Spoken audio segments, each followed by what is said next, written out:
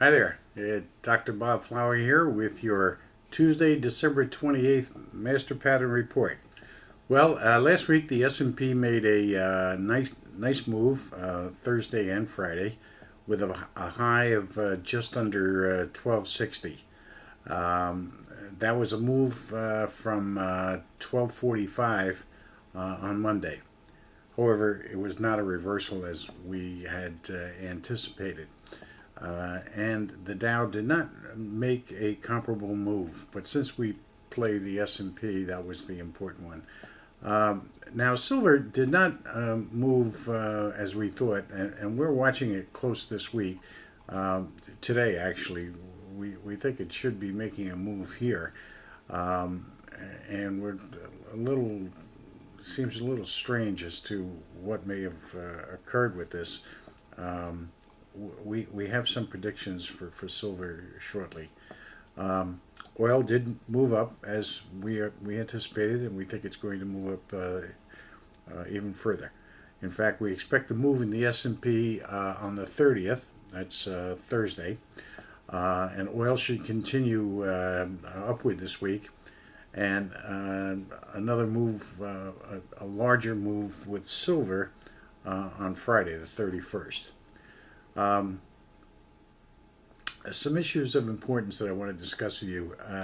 Cities and states that are in trouble.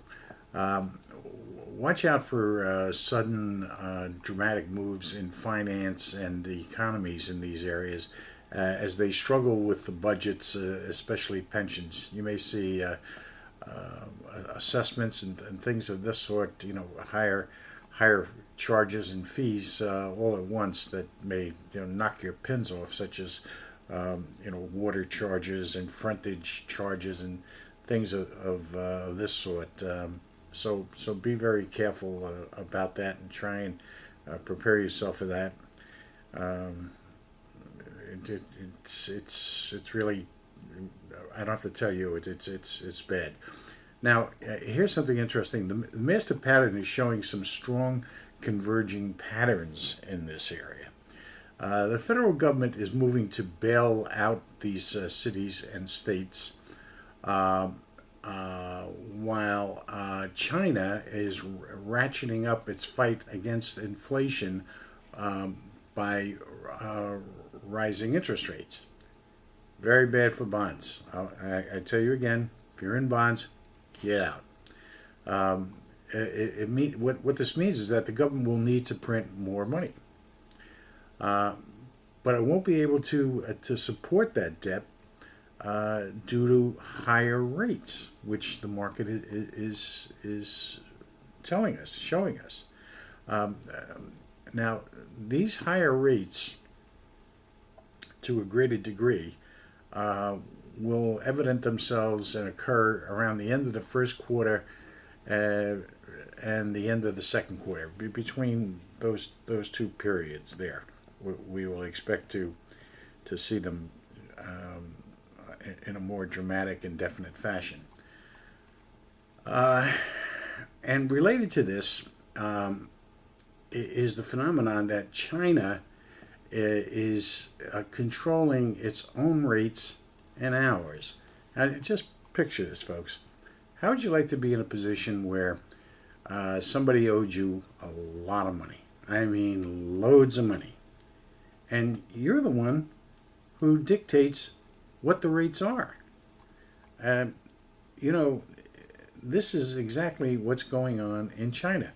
Now, they're doing this not only by moving up their interest rates, but when they do that, the bonds take on lesser value, which is good for the dollar, but bad for any new debt, whether it's being purchased by outsiders or whether it's being issued by the United States government, because the rates are escalating in that event, and the debt service is climbing higher.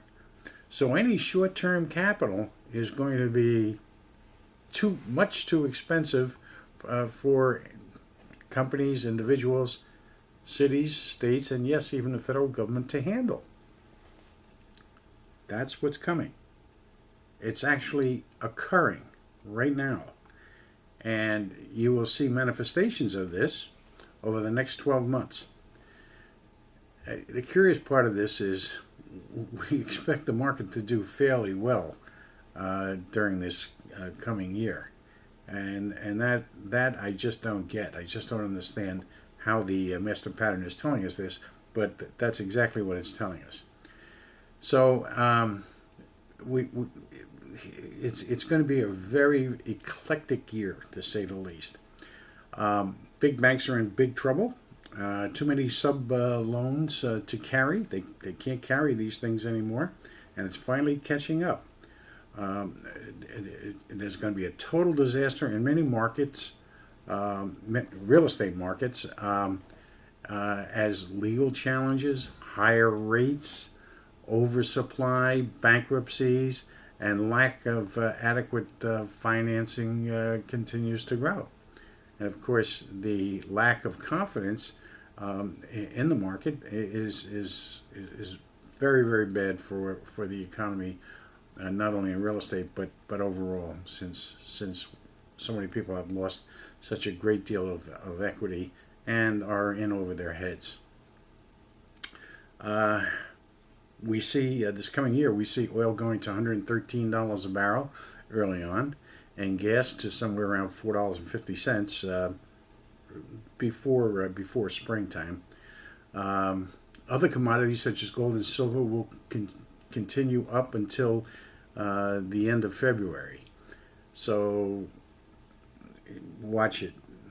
This may not be, at least the first half of the year may not be a very good year for gold and silver, but may be a good year for the dollar as people become more panicked in what's starting to occur, and with the lack of confidence in other markets, move to the dollar for security. The euro will be in a major decline this new year. Spain will be a key factor since the euro cannot support all the bailouts and one that large. In essence, Greece, Ireland, Portugal, and then Spain. They're already starting to have trouble in Greece again. So you may see the euro and the dollar on par by mid to third quarter of this year with the dollar. We see unemployment will start to decline after another rise. We think it'll bump up just a little bit more here. But we don't see it below 9% by this time next year. We think it may well hit 10% before the end of the first quarter of 2011.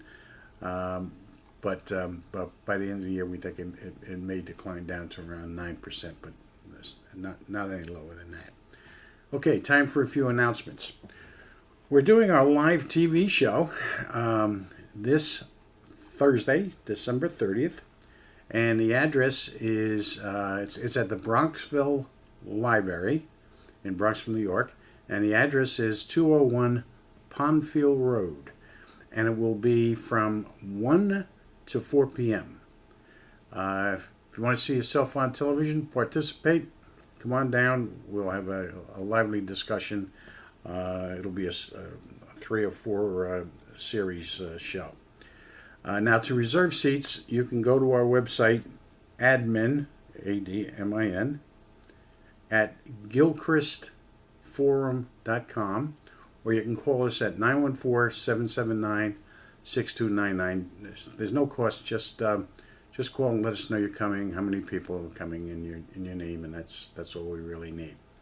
Okay, so listen, we're looking forward to seeing you on Thursday.